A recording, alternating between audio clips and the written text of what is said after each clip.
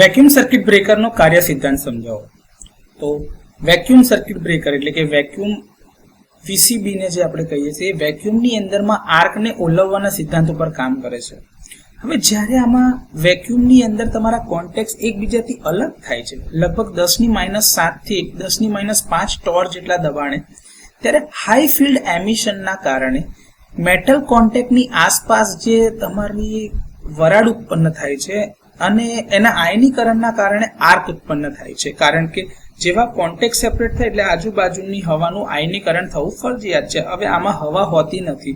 વેક્યુમનો મતલબ જ છે કે હવા વગરનું માધ્યમ. હવે આ મેટલ વેપર એટલે જ્યાં તમારી વરાળ બની છે, આયનો અને ઇલેક્ટ્રોન કોન્ટેક્ટની સપાટી ઉપર ઠંડા એટલે કે ઘટ્ટ થઈને એના ઉપર જામતા જાય છે અને આ આર્ક ઝડપથી ઓલવાઈ જાય છે. કારણ કે આયનીકરણને ટકાવી રાખવા માટે હવે ત્યાં આગળ કોઈ પણ હવા કાં તો ગેસના અણુઓ નથી.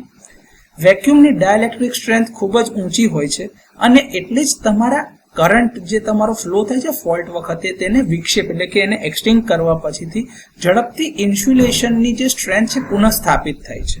આમ ડાયલેક્ટ્રિક સ્ટ્રેન્થમાં ઝડપથી વધારો થાય છે અને આર્ક તમારો શાંત થઈ જાય છે.